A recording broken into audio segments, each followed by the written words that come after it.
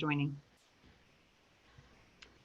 Hi, everybody. I know you're all kind of joining. If you're one of my students in my class, please sign in the chat and put in your question if you should have one or a couple for Lily. And we're going to start talking as soon as I introduce her. I'm going to ask her to, we're going to stream live on Facebook. So that'll be interesting. First time ever. Hopefully I don't lose you guys when I do that though. Let's try it this way. Sharing a group. Give me just 1 second and we're going to share it to, they're brilliant. Okay, now we're streaming live on Facebook. All right, so. Hi Lily, how are you this afternoon? I want to introduce Lili Bernard, our group. Hi. Let's see, make sure everybody's here. Everybody should be signing into the chat. Let's see if we get the chat moving. Okay. Lili Bernard is a Cuban-born, Los Angeles-based interdisciplinary artist of mixed African, Caribbean, European, and Chinese descent. Her work examines the issues of sexism, racism, and trauma. A mother of 6 whom she birthed in a 10-year span, Lili is an award-winning exhibiting fine artist, actor, published writer, independent curator, educator, community organizer, public speaker, and founder of BAILA, Black Artists in Los Angeles. Lili's an amazing person and somebody I'm pleased to call a dear friend. She's also a member of the Association of Historic Curators, and she is one of our first panelists to come and talk for the Teaching and Socially Engaged Artists Series here at Cal State Fullerton. We're very grateful to both Grand Central Arts Center, Cal State Fullerton, and the Association of Historic Curators for sponsoring these events. And I just want to thank you very much for being here today. I know you have a very busy practice as an artist, a mother, and a woman of many talents. Thank you for joining us here today. My pleasure, Mary Anna Pomonis, woman of many talents. And it's a blessing to be here. So should I just start with my slideshow presentation so the students can get a little glimpse of who I am, and then we'll open it back up to questions? Absolutely. Okay. Yeah, open it up so you can share right now. So I'm going to share my screen. Here goes.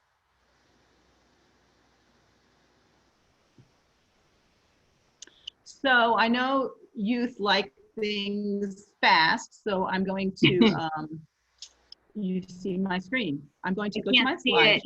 I'm looking at not yet. Make sure that you pull up the, there you go. Now you can go to slide. Yes, I can. Okay, so I'm going to present my slideshow. I'm going to talk through it, okay, guys? I wish I could see your faces. So that's me. And that's me in my art studio. And that's my artist statement, and it's brief. Those are my kids' church. Those are 4 of my 6 kids right there. This is a picture of my dad right there with the mono face sticking out his tongue and crossing his eyes when he was about 14 in his house, which was also his church. So that's my dad's father, Jose Rodriguez Figueroa.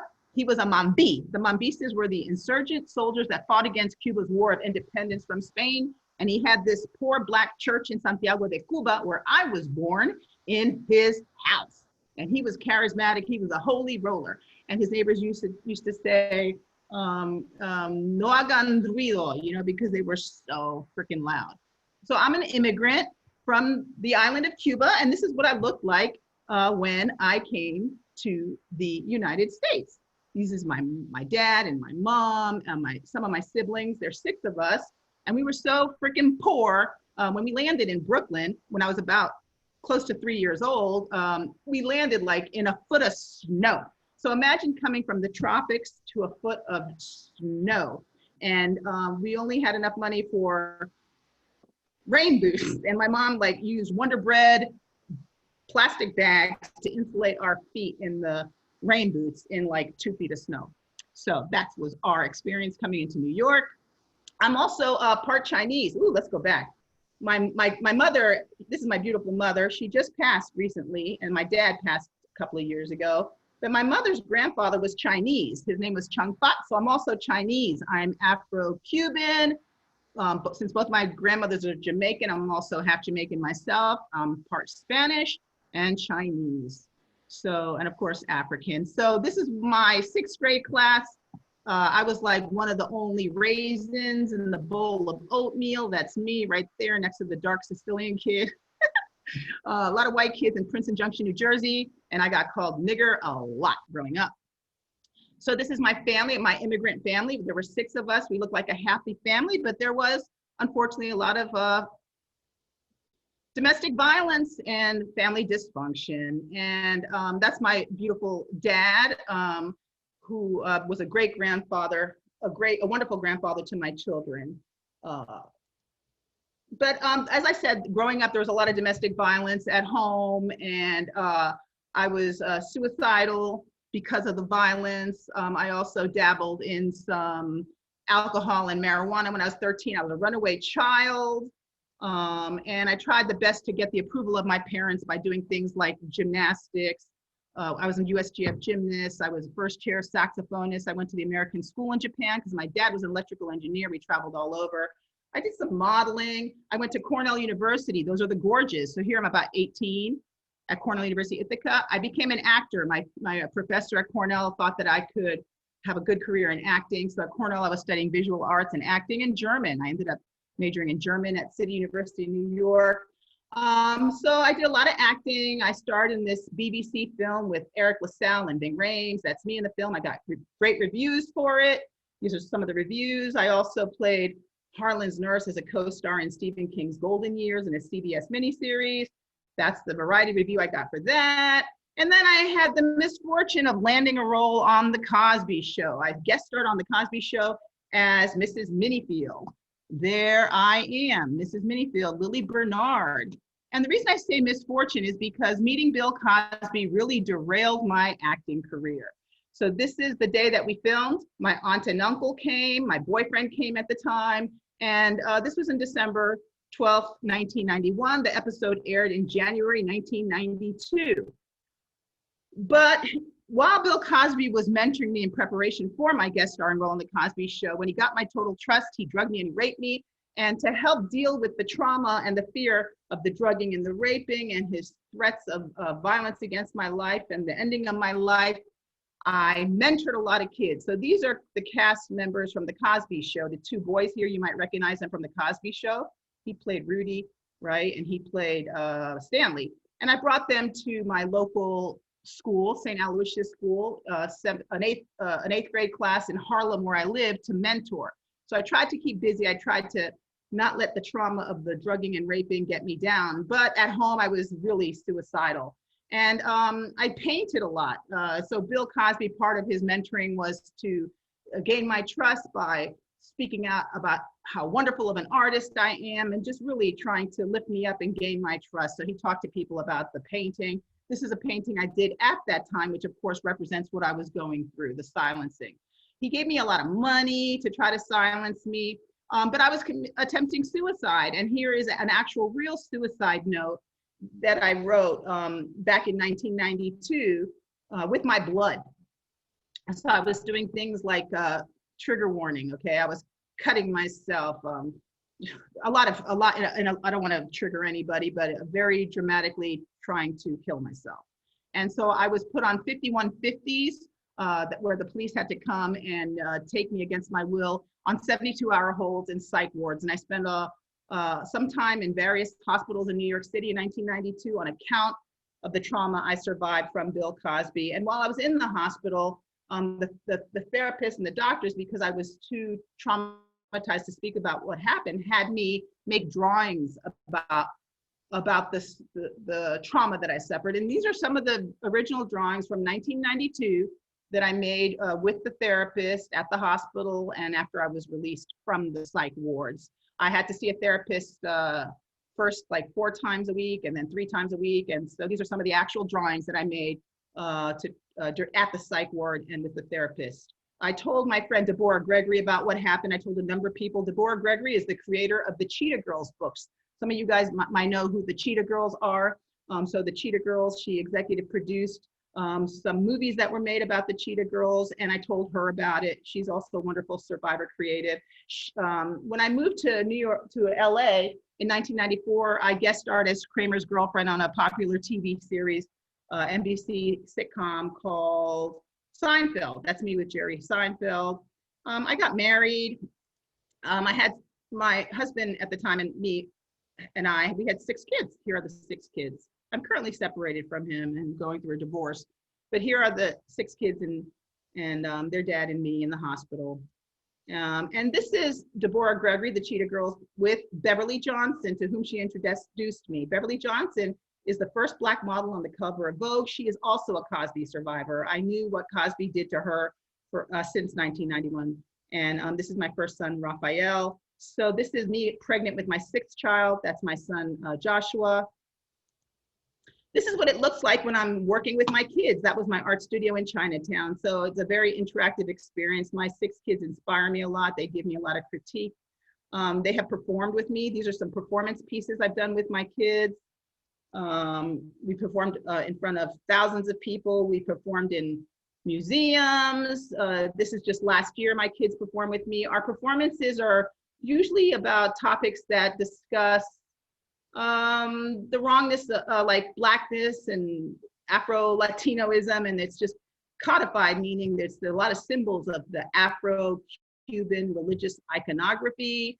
And this particular one is called Dawning and Dismissal of the Conqueror's Coiffure. It talks about how Eurocentric aesthetics are imposed upon us, and particularly expressed, for example, in our hair. And it talks about racial self-hatred, and about, it's inspired by Frantz Fanon, who's a great Martinican philosopher who talks about the association of Blackness with wrongness.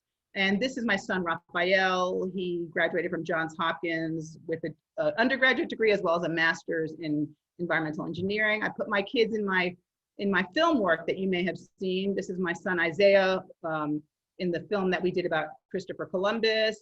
Isaiah is also a great animator, award-winning. His films got us into the White House. So we got to meet President Barack Obama in October 26, 2016. This is President Barack Obama. This is my son, Isaiah Ferguson, the great filmmaker. He's a CalArts student. He's a phenomenal experimental animator. My other son, Elias, he is 19 and he's a great thespian. He does Shakespeare. He's a great rapper and a poet. That's Elias. He also does commercials. My kids do a lot of commercial work. I'm an actor in the Screen Actors Guild, and a number of my kids are also in the Screen Actors Guild. They've done principal work on TV with people like David Beckham, Landon Donovan. That's my other son, Uriel, my 4th born. He's a great soccer player. He's currently at Loyola University Chicago playing Division I soccer. That's us. My kids are California kids. They love going to the beach. My 6 kids, those are our 2 dogs. They, like any other kids, they love playing in the sand. When my dad died, we took his ashes and dumped them in the sea in Redondo Beach, where he was an electrical engineer with Mobil Oil in Redondo Beach. So what's really common with people who suffer PTSD is for people to also have autoimmune disorders, because when you're highly stressed from the anxiety of a panic attack and of flashbacks, you have a very high level of cortisol, which is a stress hormone that can cause sickness. My sickness is called Graves' disease. It's an autoimmune disease that causes me hyperthyroidism and temporary heart disease, but it results in my being at death's door a lot. And I have to get cardioverted, my heart electrocuted like in the movies to survive. And in 2014, I had basically tried very hard to put the Cosby trauma behind me. You saw I was taking care of raising a family, exhibiting it with my art, but it just all came back, and it was like a levee in my brain that just burst open, and all the horrible memories came out. And unfortunately, when I was flashbacking, I went back into my suicidal ideation, and I got put again on another 5150 72-hour hold in 2014, November 2014, and I was in the hospital for several weeks. And my mind kept perseverating, meaning thinking about the Cosby trauma. And I made these drawings again in these dissociative states at the hospital. And I made this drawing of Bill Cosby in my head, like in a tornado going around and around. And I had this awesome, badass Russian psychiatrist saying, look at him. He's not a tornado in your head. Look at him. That's a toilet bowl and he's a piece of shit. Flush him out, flush him out. So that was an awesome psychiatrist. But yeah, for several weeks, I spent several weeks as a patient in the psych wards again from November 2014 to February 18, 2015. And these are some of the drawings I made, again, in flashbacks and dissociative states while I was suffering suicidal ideation in the hospitals. I'm flashing through them quickly because some of them are trigger warnings, right? And my son was the inspiration for me to come out against Bill Cosby. When he found out that I had been a victim, he's like, "What are you doing, Mom? Why are you so silent? Speak out, speak out, speak out." He made this post on Bill Cosby's Facebook page, and of course they deleted and blocked him. And Beverly Johnson was one of many models, one of many Bill Cosby survivors, excuse me, who tried to convince me to speak out because I was so terrified of speaking out. I had equated my speaking out with Bill Cosby killing me, and I didn't want to speak out.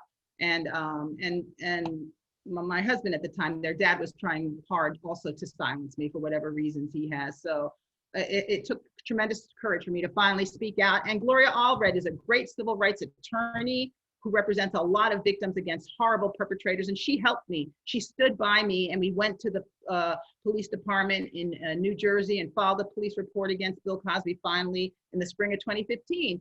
But just because the incident happened just a few months outside of the statute of limitations, despite all the evidence that I had saved, which is really compelling evidence, and the witness testimonies I had because I had told the doctors, my therapist at the time, friends, and they gave me video testimonies. Despite all that evidence, there was nothing I could do because the incident happened just a few months outside of the statute of limitations, meaning the time limit that you have in which to file a police report.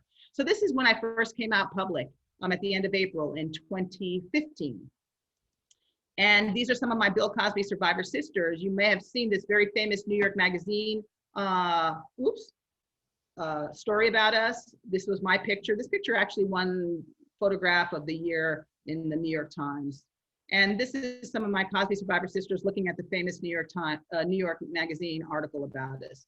These are some of us during shoots. We've done a lot of talking. These are some of the Bill Cosby survivors. 62 of us went public. And over a third of us Bill Cosby survivors who've gone public are Black women. And so that shows the ludicrous nature of Bill Cosby claiming that he is being racially profiled and that we are lynch mobs, as he and his allies have paralleled us to. Nonsense. Over a third of us, of his public known Black survivors, over a third of Bill Cosby's publicly known victims, survivors, are Black women. And here are just some of them, some of us.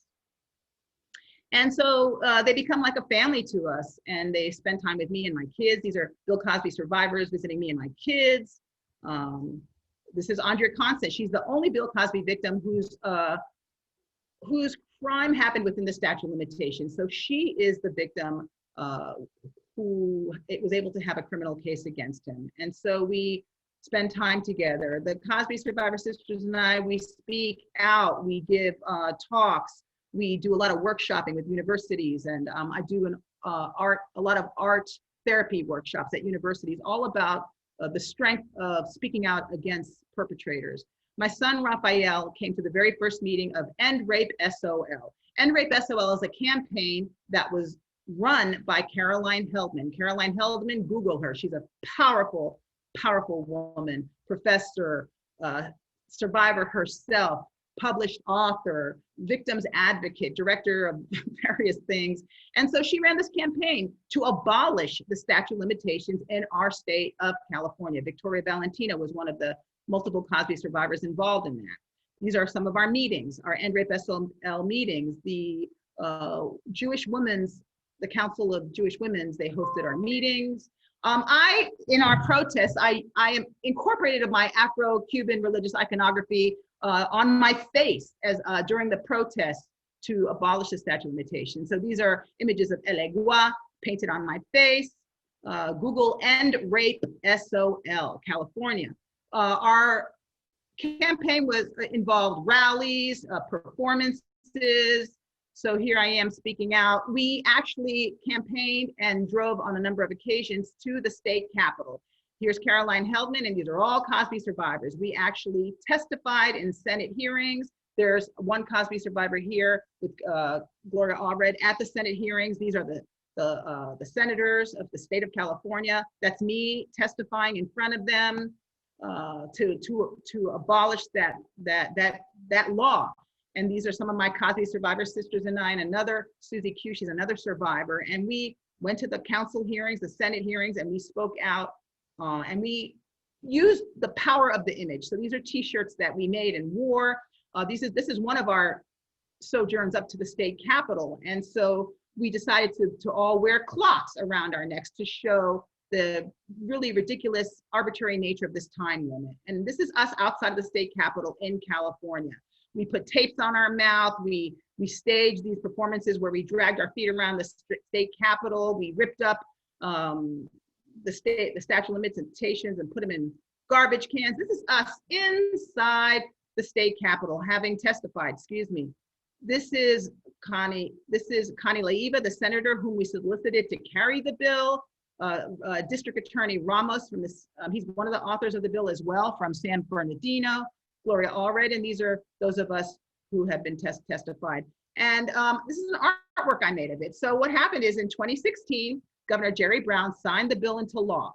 And he, let me go back. He signed the bill into law, and in January 2017, the statute of limitations in California were abolished. So people no longer have to report within a 10-year time frame, and it took us 16 months to do it. The senators had tried for 2 years to do it, and they could never get it past the very first hearing, which is the Senate Appropriations Committee hearing, which decides whether or not there are enough funds to actually sponsor a bill. We did it in all the hearings with unanimous votes. Boom, boom, boom, boom, boom.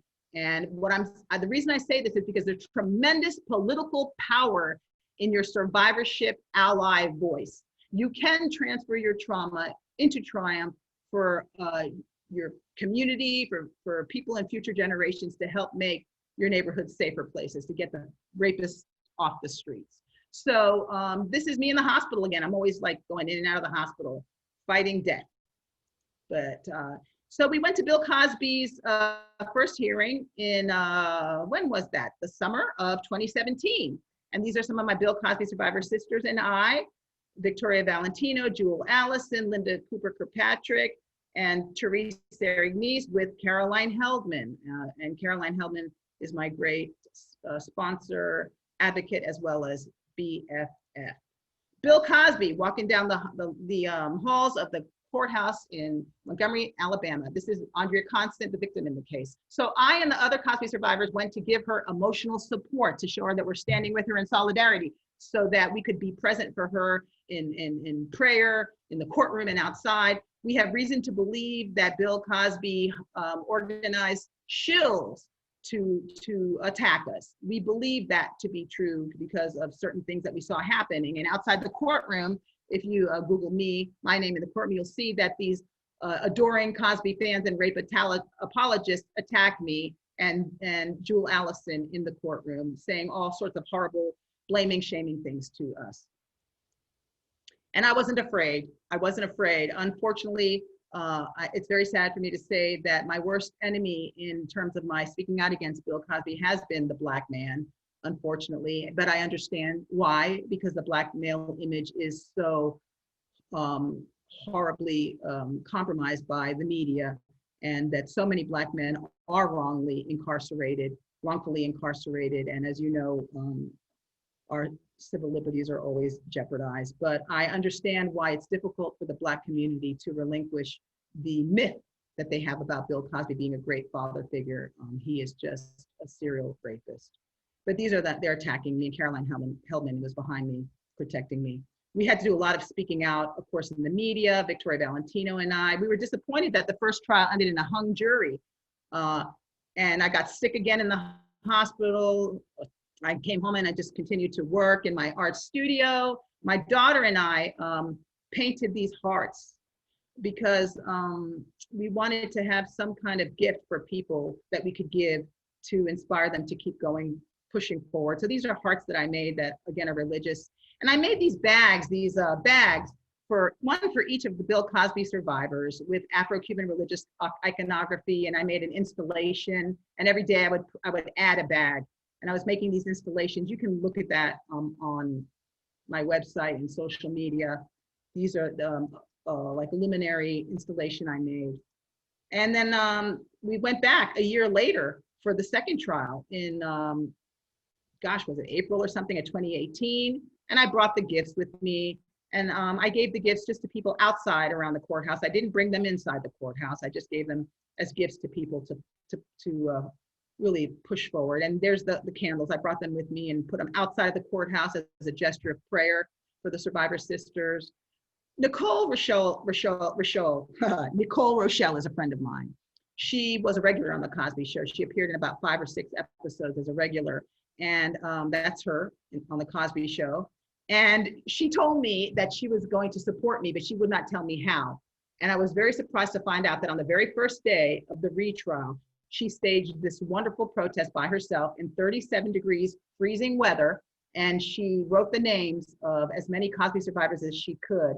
And she protested right there in front of Bill Cosby in support of us to really gain agency over her image as a woman. And I'm not going to speak for her, but she's a very, very powerful, it was a very, very powerful gesture that she did, protest that she staged. And they actually threw her into the bushes, the police. And it really, her wonderful bravery in terms of staging this wonderful protest in the first day of the Cosby retrial really set in motion the victory of the second trial. And as you see, Bill Cosby is not blind because he's taking a really good look over there at that topless protester. That's Bill Cosby and my friend Nicole Rochelle. She could have died. The police could have killed her. She knew that. She knew that jumping in front of Bill Cosby, in front of a whole bunch of police, armed police, could have resulted in her death. And that's how fearless she is. That's how brave she is to speak out against rape and sexual assault. Badass feminist. Thank you, Nicole Rochelle. There she is. And the group that she works with, Femin in Europe, they stage these topless protests in Europe. So that day, of course, she was taken into custody and put in jail, but they released her and told her she couldn't come back to the courthouse. She was not booked. But Caroline Hellman and I went to her hotel room that night to see her. And that's Bill Cosby. Now, Kevin Steele and Kristen Fedden are the prosecutors, along with Stu is his name, I forget. Now, the second trial, these are some of the victims that testified. They allowed 6 of Bill Cosby's victims to testify. And these women were critical these are Bill Cosby survivors. One of them is my dear friend, Janice Baker Kinney, Liesl Lublin. And they showed a pattern of Bill Cosby's criminality. And they were being attacked horribly on the victim stand, blamed and shamed in ways that you could not believe, like as if sharks were attacking them. Kristen Fedden was badass, and it was so dramatic. This is, Christina Cornell was one of the artists in, that's Christine Cornell right there. She's one of the artists who drew pictures in the courtroom because the court was not allowed to be televised, and see how we became friends. She's an amazing artist. And when we heard the guilty, guilty, guilty verdict on the second trial, we were just met with shock. We were so overwhelmed with grief that we gasped, and I banged my head, and they had to escort us out. And this is the moment right after the judge escorted us out in the courtroom because we were crying in our joy and our gratitude for Bill Cosby being found guilty, guilty, guilty. And they're asking us very politely, the police, please go over there with your crying. You're making too much noise. And this is us just ecstatic. And this is Andrea right after her guilty verdict. And of course, spoke on TV. There's a speech that I made that you may want to Google and listen to. That's Bill Cosby convicted. This is his attorney. This is my friends, Bill Cosby survivors. Bird Milliken is a great activist who did staged a lot of wonderful performance protests outside. Therese Aragnes, Cosby survivor. Victoria Valentino, Cosby survivor. Roger Schulte, my best childhood friend. Gloria Allred, the great civil rights attorney. And so this is outside after the guilty verdict. We were just on cloud 9. And this is me with Kevin Steele, the prosecutor against Bill Cosby, and his dad. Andrea Constant, Kristen Fedden, prosecutor, and Kevin Steele giving a press conference afterwards. Victoria Valentino and I, the day after, we gave a lot of talks on TV. We saw back in LA, wonderful Nicole Rochelle performed on stage. She's a great artist, singer, songwriter, rock and roller, and my sons, these are three of my sons, we went to see her perform. I mentor and I teach at home. This is my home. I'm mentoring and teaching students art. I got sick again. Caroline visited me in the hospital, very critically ill. I got cardioverted again, death's door. Right here I am with my kids. This is now August 2018, very sick. These are some of the medicines that I take to keep me alive. But I bounced back, got back well enough in September 2018 to make it to Bill Cosby's sentencing hearing. Again, back in Pennsylvania. Caroline Heldman came, she sponsored me, my trip. These are some of us Cosby survivors at the courthouse in the sentencing hearing. And this is us in the sentencing hearing. We'd have the lineup here before going into the courtroom, which is over here. And Janice Dickinson, a model, was one of his victims. She was there, of course. And this is what the moment that we were waiting for, Bill Cosby in handcuffs. So he was sentenced to the maximum sentence, which was a minimum of 3 to 10 years in prison.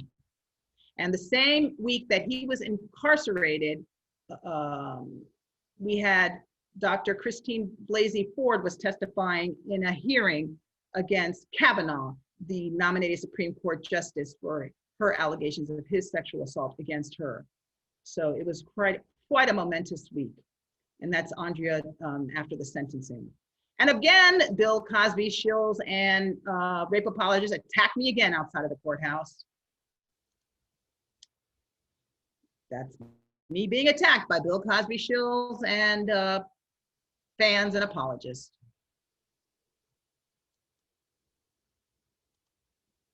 And I spoke on a lot of TV shows, including Democracy Now! On this one, I talked about the Kavanaugh hearing. These are some of my TV performances, my TV interviews, excuse me, not performances. I've never been paid for a TV appearance for anything related to the Bill Cosby trauma that I suffered. So those of us led by Caroline Heldman, who worked with NRAPE SOL, are now focusing our efforts on ERA Now, which is our campaign to ratify the Equal Rights Amendment, because women are still not included in the Constitution. We're trying to make that happen. My daughter is the spokesgirl for that campaign. There are videos that I make about it. So art is a very, very important part of my healing, as well as a very important part of my activism. So I'm just gonna show you some images of my artwork. This is Oshun, who is an Orisha. Orishas are Yoruba goddesses. And this is my great-grandmother, Clemencia Figueroa, dying. There's a story to that. But I like to, I would say, merge beauty with trauma, and showing that outside of the trauma, the human spirit always reigns omnipotent, omnipotent.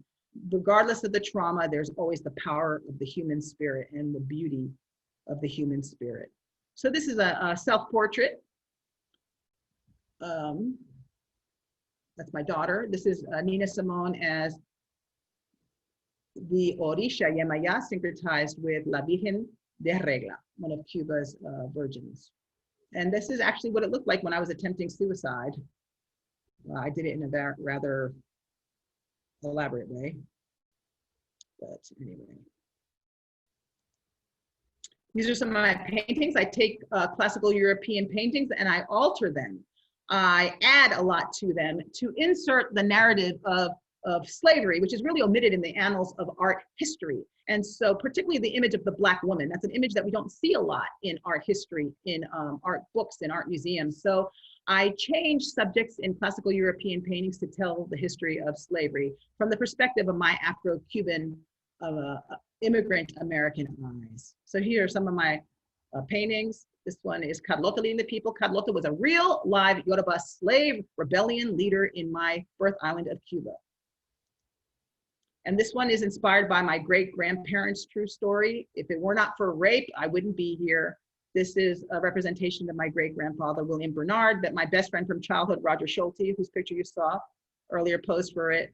This is a representation of my great-grandmother, Caroline. This is a newer piece. It's after Artemisia Gentileschi's painting, Judith Slaying Holofernes. I call this Carlota Slaying the Slaver. That is a person who represents me, pregnant And a lot is going on in this painting. This is the Orisha Oya Yansa, who you guys should learn about. She's so badass that when she goes to war, she grows a beard. And she loves the colors of the rainbow. So in contemporary culture, she would be a great LGBT icon. Oya Yansa. She wields tornadoes and fire. And her lover is Chango. So there's a lot of stuff going on. If anyone knows about Santeria, Santeria is the religion, a creolized religion in which the enslaved Africans in Cuba hid the names of their Orishas, their Yoruba saints, behind the name, their Orishas, their Yoruba spirits, behind the names of Catholic saints that have similar characteristics. You'll see a lot of motifs of motherhood and pregnancy in my pictures, my paintings, because obviously, you know, I was pregnant a lot. And again, these are loaded, just loaded with religious, Afro-Cuban religious iconography. So I'm just gonna run through these. Orisha chart, when you look at this chart, it'll actually give you some understanding for the symbols of that you see in my paintings. So just gonna whip through some of these. I do performance pieces, a performance piece I did where I just like beat the crap out of a Bill Cosby effigy. I performed that in theater in Santa Monica. Some of my art about the trauma I suffered with Bill Cosby. That's me as a little girl.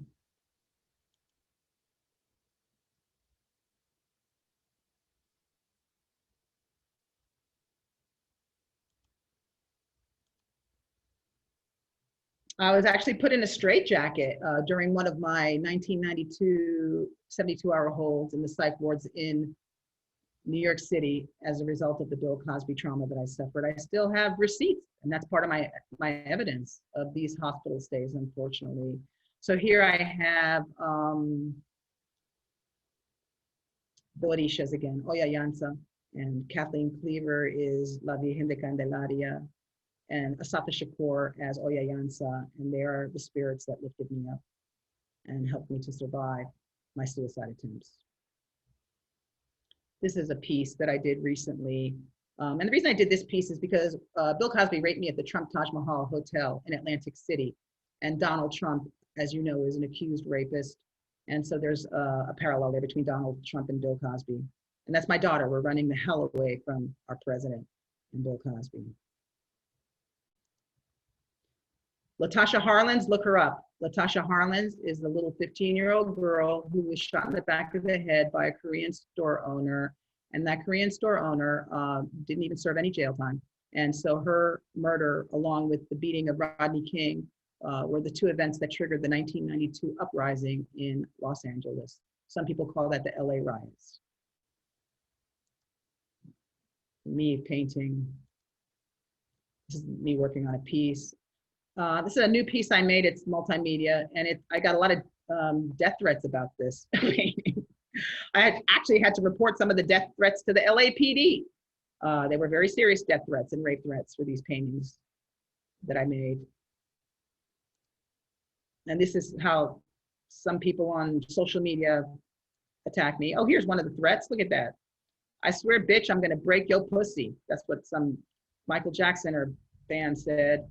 And she said, bitch, I will find your location and I'll kill you. So bitch, you're warned.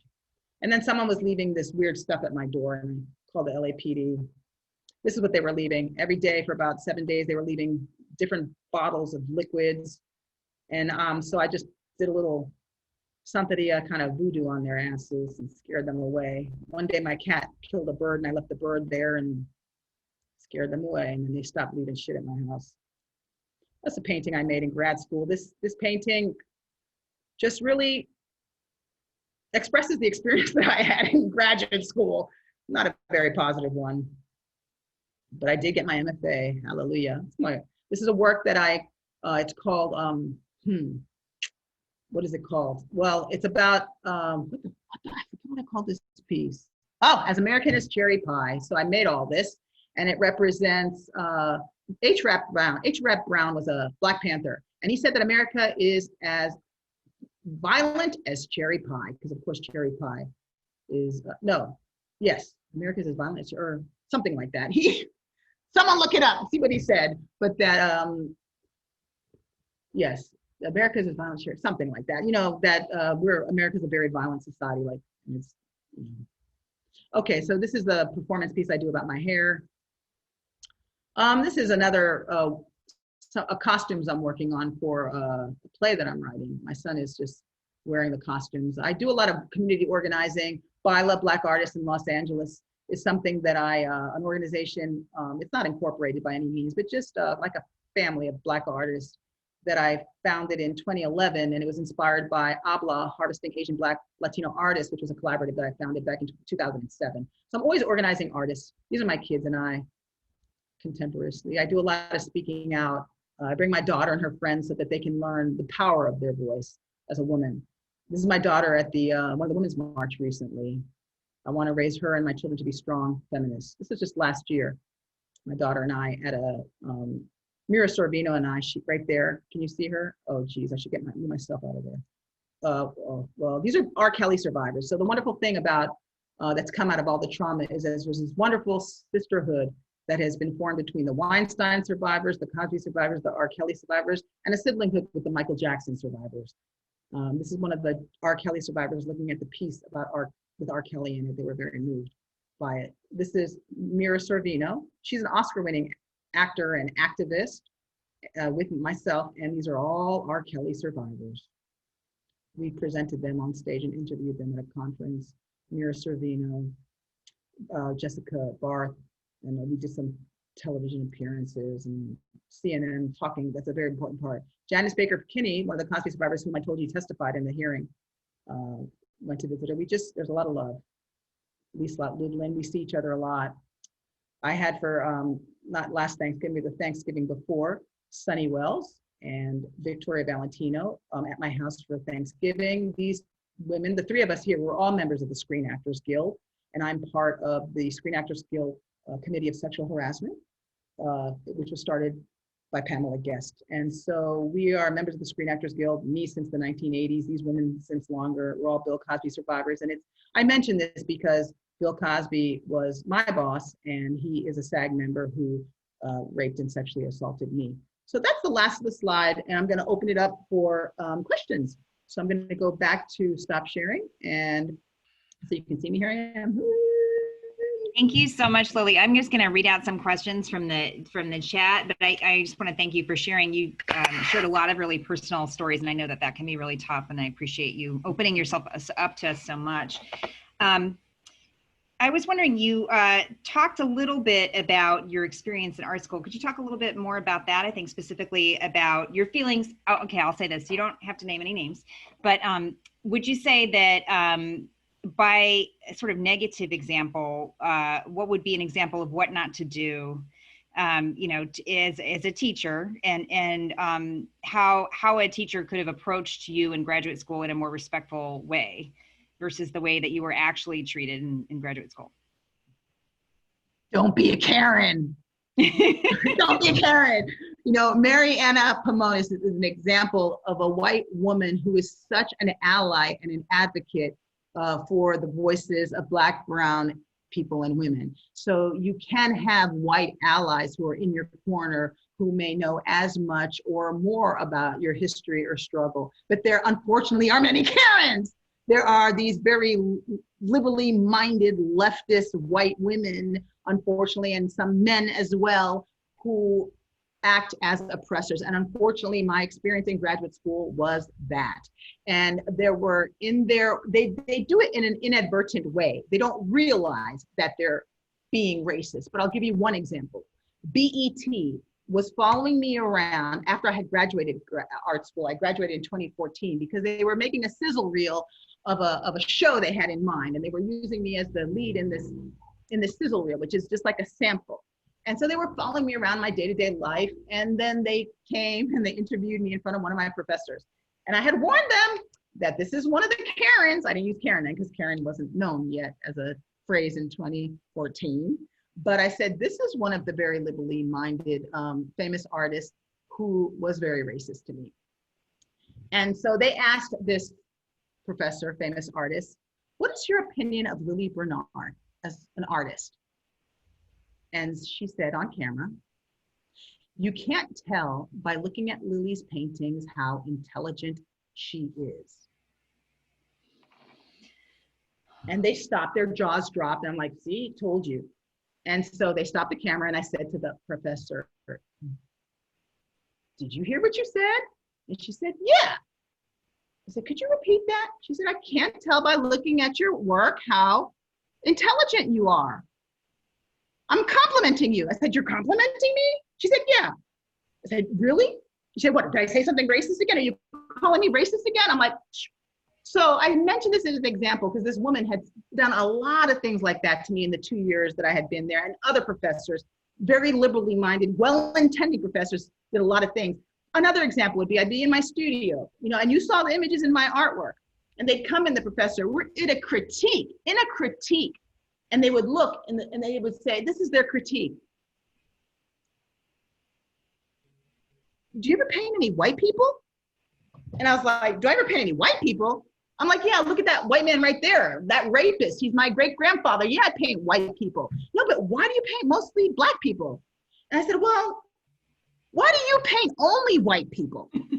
So these were the conversations that I was having, and it was horrible. But the reason I say that is because it's like in Title IX, right? There's Title IX, which protects you as, for example, a sexual assault survivor on campus. For example, if you have to be in a classroom with your rapist on campus, that does not give you the same privilege and freedom and comfort to focus on your work, which is your work as a student, when you have to contend with the fact that your freaking rapist is in the classroom with you. This is also another Title IX issue with these microaggressions of racism against our students of color, because we're always on the defense, always trying to defend these racial attacks on us that are inadvertent, that are subliminal, that are microaggressions that the racist professor doesn't even realize they're saying. And it makes it so difficult to focus on our work because we're contending with the racism, we're contending with the trauma, we're contending with the fact that they're humiliating and embarrassing us in front of all of our peers. And then during art theory, every single time that we had to study a theorist, it was a dead white male. And I'm telling you, look up Adrian Piper, look up Coco Fusco. Those are both Black women. One of them is a Black Cuban woman, Coco Fusco, and they can write theory as badass as any white male dead theorist. So I was just tired of, you know, out of 37 essays that we had to read in one semester of art theory, every single one was by a dead white man. And so when they would say a theory like this famous artist, or this great white theoretician invented the term, you are what you eat. I'm like, I put up my hand in class, really? You think this white theoretician in 1930 invented the term you are what you eat? You don't think that there was a Buddhist monk? You don't think there was a Tibetan monk? You don't think that there was an African warrior thousands and thousands of years ago who did not tell his community you are what you eat? I'm getting passionate. Yeah. I should get back to the It was a horrible experience, and it resulted in me getting critically ill, the stress of it. Well, I guess that's my question. It looks like Alejandra's question too, which is what are some of the support systems that help you keep going and fighting? Because I know that you, obviously your trauma stays with you, and you have worked through it in so many different ways with your artwork, with your activism. You know, what are the support systems that keep you going? And I guess, what are the support systems that if I'm a teacher, I'm wanting to start doing these things, what could I offer or have offered you that wasn't offered? Thank you. And there were nil, because I did a, and I'll share it with Mary Anna later, but I did a research in 2013 where I called and did a lot of investigation to find the demographics of full-time art professors teaching in all the top Southern California schools, right? Guess how many full-time art professors in Southern California in 2013 were Latinas? I'm a Latinx. I'm a Black Cuban immigrant woman. Guess how many professors in 2013 full-time were Latinas? Guess, ready? Was it 3? No. Was it 2? No. Was it 1? No. 0. How many Black female professors were full-time faculty in art departments in 2013? Was it 3? Was it 2? No, it was 1. And that person had to leave because of of microaggressions of racism against her. So when you don't have Black, Latino staff to which you can go to communicate the hardships that you're dealing with, the racism that you're experiencing, it makes a very lonely experience. So what has to happen is that Art Academy must change, that there must be a total reconstruction, a total really demolition of the white supremacy right now that is controlling academia, and particularly art academia. It is a travesty.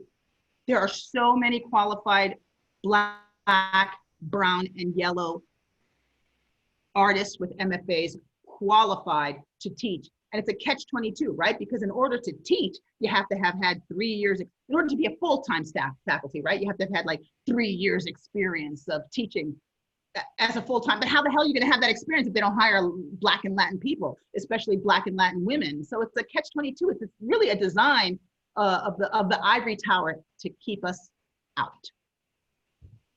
I'm impassioned. Yeah, here. I'm with you. I mean, I've been shocked, frankly. I mean, in how slow it has been to change, and then how many people of color who are part-timers, part-time lecturers who rotate in and out for these 1-year visiting artist gigs at all these different universities, and then they get moved to the next school, and then there's a new person of color who comes in, and I see that all the time, and it's I think it's devastating, because it makes it seem like the experience of having a Black or brown teacher is something that's extra, like it's, you know, it's not. It should be fundamental. It should be foundational for everyone in school to have a balanced representation. And I guess building on that, like, and I know in childhood too, that's such a huge, there's such a lack, or at least I'm sure there was during your childhood experience. Can you talk about that? You talked about struggling and being called names, but I'm sure it was devastating also to probably not see any Black artists in school, or to see any, or to learn about Black history in school. Oh, forget it, man. And then it's more complex as a Black Latina. So, because America at that time, you know, I was born a long time ago, they didn't have an understanding that you can be Black and Latin, of course, because the slave ships made stops all over the New World, so to speak, across the Atlantic. And Cuba is like, slavery started there and it ended there, you know, so they didn't understand that. So there was a lot of like xenophobia, you know, fear of the other, of the unknown, and a lot of, I mean, I think America is starting to come to terms now with understanding diversity and LGBTQ rights, but it's just like there's so much, and a lot of this has to do with the capitalism of the United States, with colonialism, because there's such a pressure to conform to the Eurocentric standard of beauty, of culture. Another thing that would happen, a lot of these white artists, when they would look at my art, and they would not understand the sophistication, the intelligence, the criticality, the intellect of my work, because they didn't understand it. They would label it as dumb and stupid. I mean, there's so much sophisticated thought, for example, in Yoruba culture, right? For example, there's this great story about Elegua, right? Elegua, you'll see him in my paintings, this little boy, he's Black, of course, and one side of his hat is red and one side of his hat is Black. His colors are black and white, or red and white. And he represents the three-way crossroad. His numbers are 3, like the Christ. So he was syncretized with El Santo Niño de Atocha, which is the Christ child. There's this great story in Yoruba folklore thousands of years ago that is absolutely relevant to contemporary culture in terms of xenophobia, in terms of objectivity, in terms of tolerance. 2 African brothers were like at the 3-way crossroads, and they were like fighting it out. So they were like just duking it out. And this little boy comes up and he said, "Brothers, what's wrong? Why are you killing each other?" And one brother said, "I saw Elegua and he had a black hat on." And another brother said, "No, I saw Elegua and he had a red hat on." And they were like, black hat, red hat, black hat, red hat. And then the little boy pulled a little hat out of his pocket, boop, put it on his head, and on one side it was red, and on the other side it was black. And Elegua said, "See, you both saw me. You were both looking at the same thing, but from different perspectives, and therefore saw 2 different things." What a brilliant, contemporary relevant, sophisticated philosophy that is from Yoruba folklore. They wouldn't understand that in art school.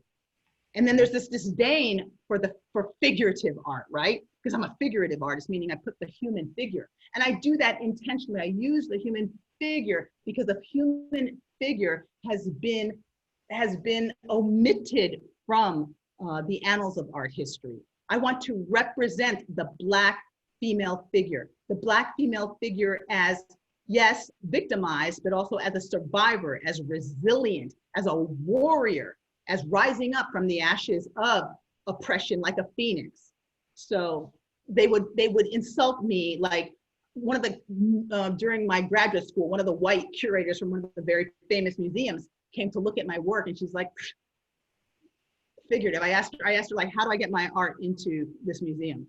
I'm not going to mention it because you know who she is. She's like, well, your artwork is figurative. I was like, yeah, and well, we're really not into figurative art. That was her answer. Chief curator. So this is a good question. It's from one of the students. Do you feel people would label your work as, or people did label it as unintelligent because the figures were Black? Or do you think the bias, I mean, talk about that bias against figuration, because I think that's something that people are starting to talk about as Black figurative artists have started to become so successful in this country in the last 2 years now that there's a shift in focus on what people are looking at. But do you think that that initial response was just a knee-jerk racist response? Yes, absolutely. And it's a great question. Whoever asked it, you're great. I wish I could see your face. Roland, yeah. Whoever you are, great question. But yes, to answer your question. And as a matter of fact, I said that to the professor when we were on camera with BET. And she said that you can't tell by looking at your art how intelligent you are. I said, is that because the subjects are Black and brown? Is that why? And she's like, if they were white, would they be intelligent? If it was a white, like for example, there are so many classical European paintings where white women are absolutely nude on the canvas, where white men are being decapitated on canvas. But my paintings have to be, you know, like censored or whatever in some mainstream art institutions because they're Black people who are nude, because they're Black people decapitating a white person. So yes, there's absolutely a double standard. And yes, I do believe that because the figures are brown, they see the work as less than intelligent.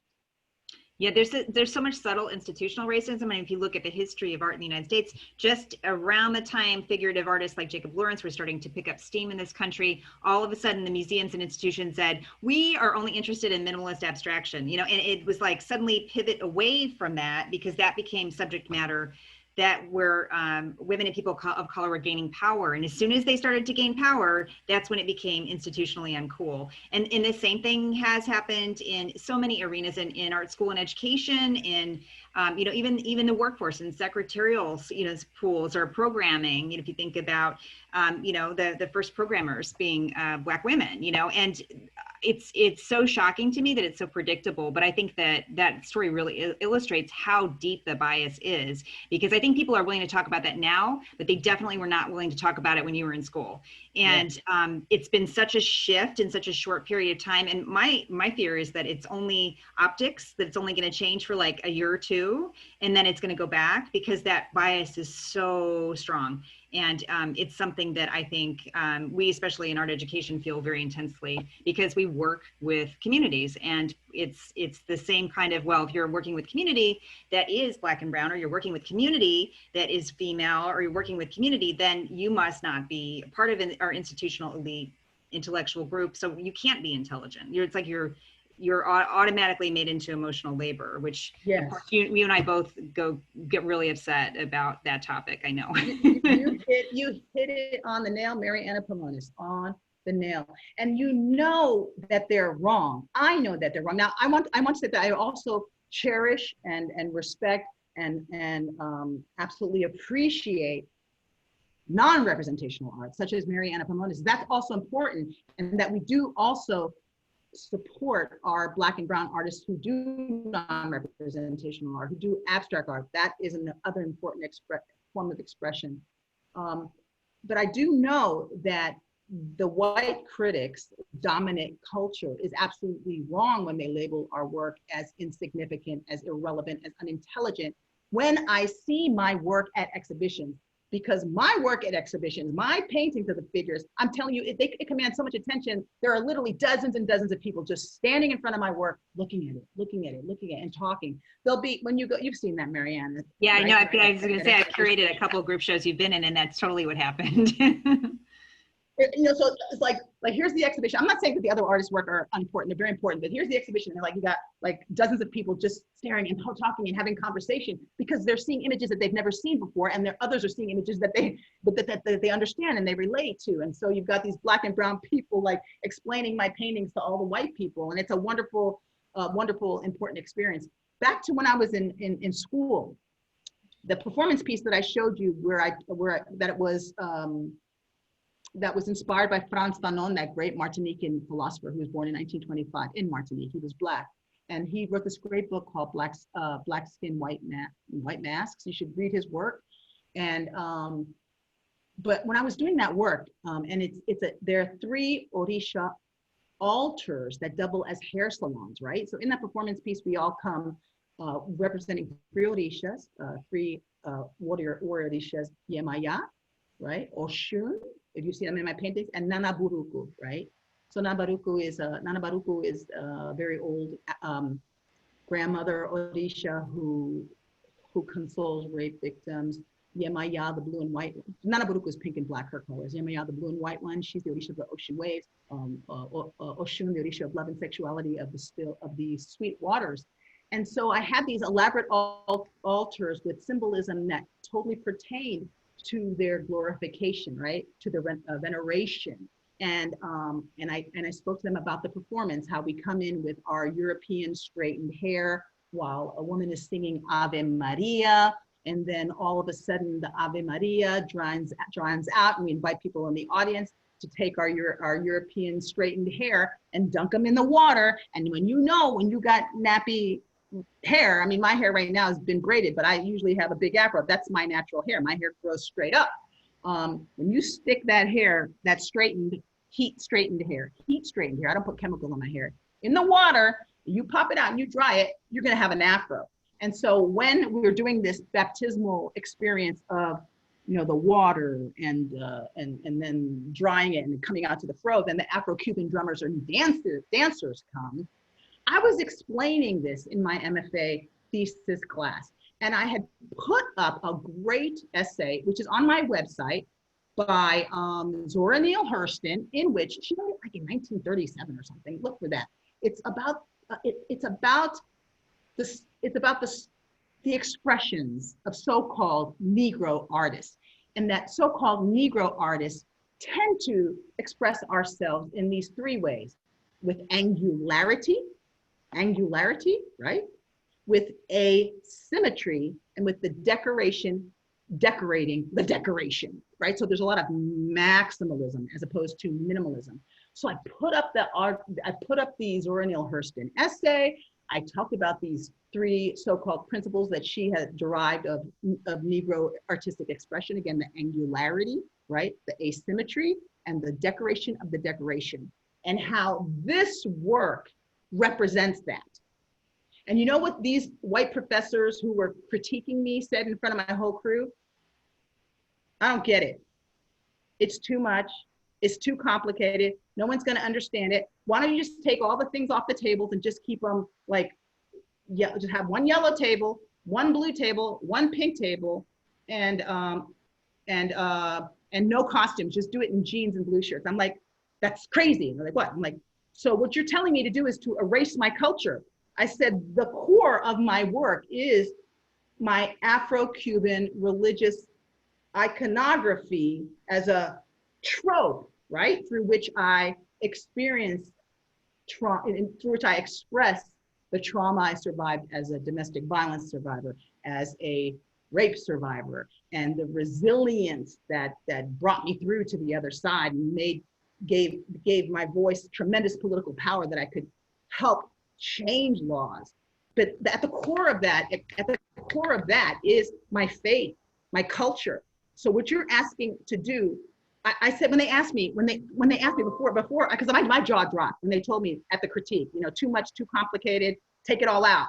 I just went like this and like, what? And again, what? Did we say something rapist? what are you thinking? I'm like, I'm thinking of 7 letters. And this is like my thesis critique. And they're like, 7 letters? What letters? I'm like, E-R-A-S-U-R-E. And so of course they denied my accusations of their racism. And they're like, well, what are you saying we're racist? I'm like, you know what I'm saying? I'm saying I quit. I quit. So literally like a month before my MFA show, I'm like, I quit. I can't take this. This is absurd. And I told my head of the department, I'm quitting. I'm like, well, if you want to quit, fine.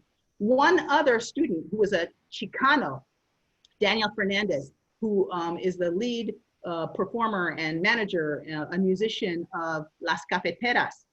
When he saw me crying and saying I quit, he called me up. He's like, Lili, you can't quit. You can't quit. Don't listen to them. Just because they're famous MFA art professors, you know, exhibiting at the Met and at the London Tate and all over the place doesn't mean they're right. It's like, do what you do. They don't get you. Do what you do. Don't quit. And because of that, because of Daniel Fernandez, I stayed and I got my MFA, but it was hell. It was so bad that during my MFA show, at the very end of it, my heart went into rapid AFib,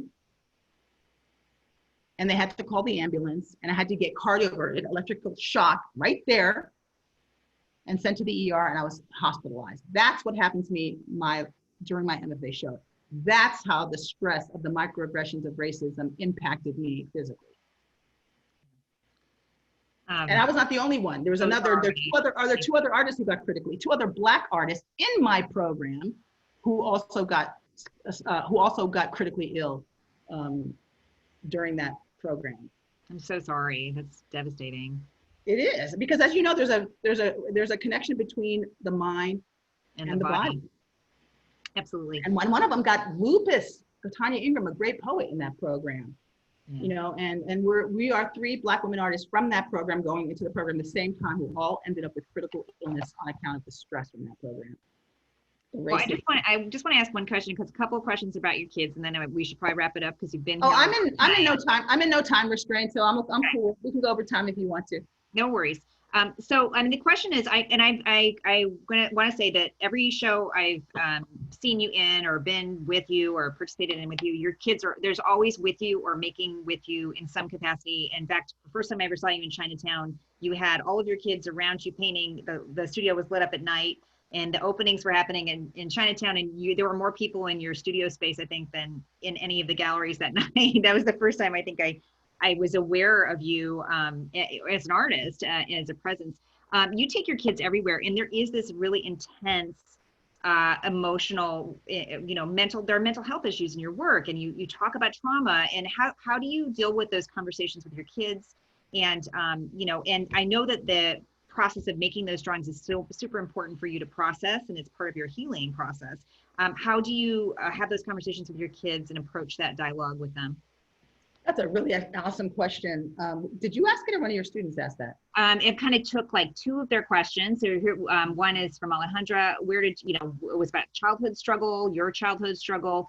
Another one is about, Roland, talk about the therapy and power, the benefit of making art, and one was about, one was specifically about, Jamie. How did you choose to talk to your young child about the intense issues like mental health? That was Jamie's question. Awesome question, students. Again, I wish I could see you, but I can't. Thank you for those great questions. Those are great questions. So I've got 6 kids, right? And they were born between the years of 1997 and 2008. So the youngest right now is 12, and the oldest is 23. And Zion, my only daughter, whom you saw in the pictures, she was 6 years old when, in 2014, and 2015 as well, when I spoke out against Bill Cosby. And so, of course, at that young age, I had to talk to her in G-rated terms, right? And I ended up being in the hospital for a long time because of the PTSD. And what happened is that even though I wasn't attempting suicide at the time in 2014, I was flashbacking to what happened to me in the 1990s. And I flashed back just like any other war veteran does, right? So a war veteran, you see when Vietnam War vets in movies, for example, are on the street and they hear a car backfire, they like get on the ground really quickly because they think it's a gun, and then they go into flashback mode. They dissociate and their mind thinks and their body remembers that they are back in Vietnam. Well, the same thing happens to some sexual assault and domestic violence survivors, right? But that the war that was waged was not waged overseas as it was in Vietnam or Korea.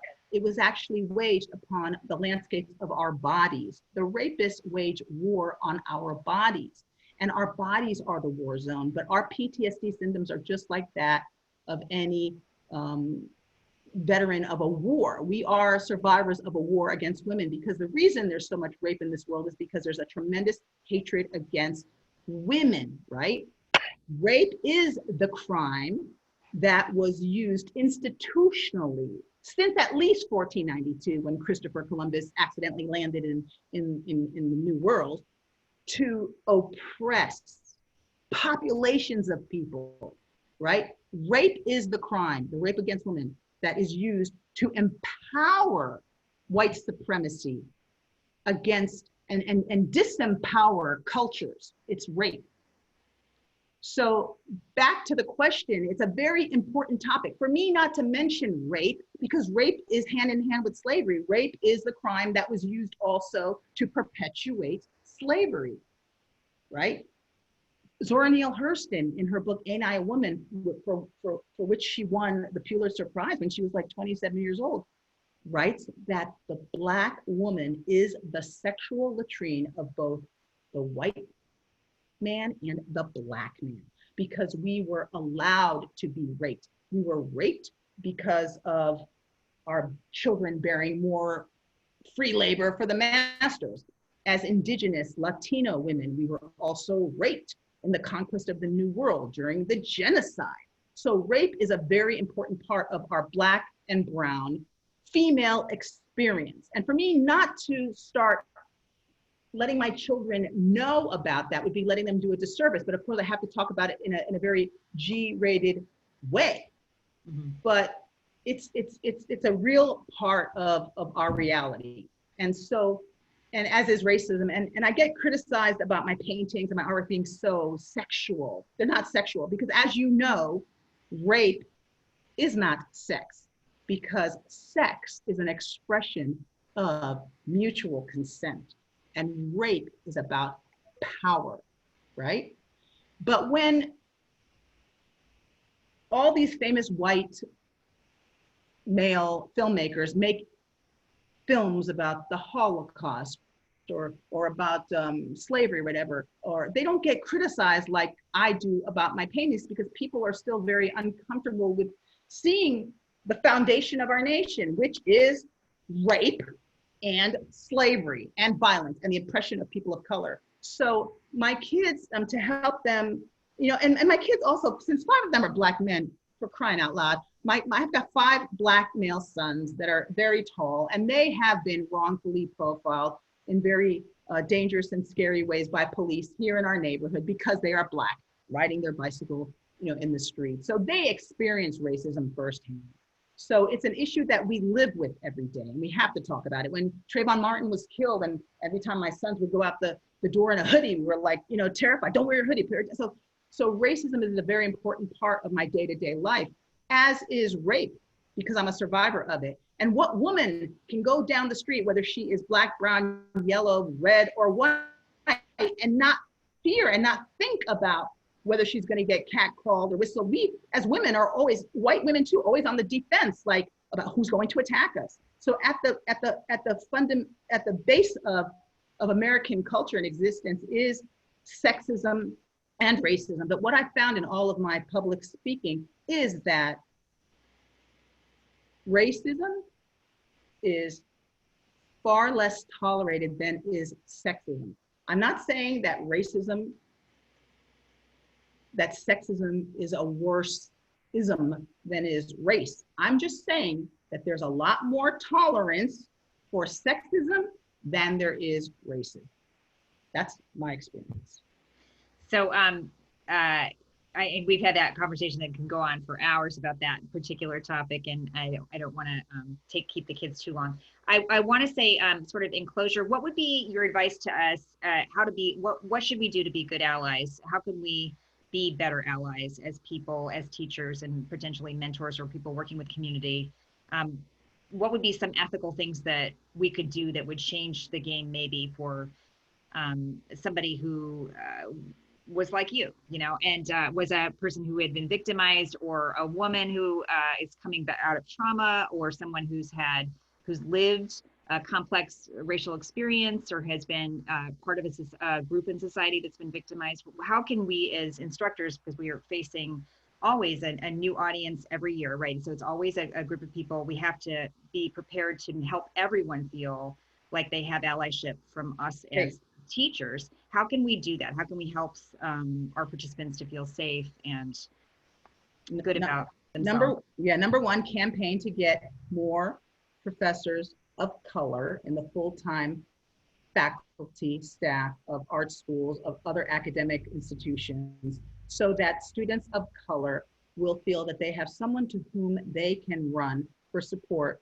when they are being traumatized in a classroom through microaggressions of racism, or through having to sit in a classroom with the jock who raped them the night before at some frat party, right? So more women as full-time faculty across academia, more people of color, so that the students will be supported. In the city of Los Angeles, we are like, what, over 60% Latino or something like that, right? So get more Black and brown and female full-time staff. And I say full-time because it's the full-time professors who determine what happens in the curricula, what happens on campus. It's not the part-timers or disempowered instructors, okay?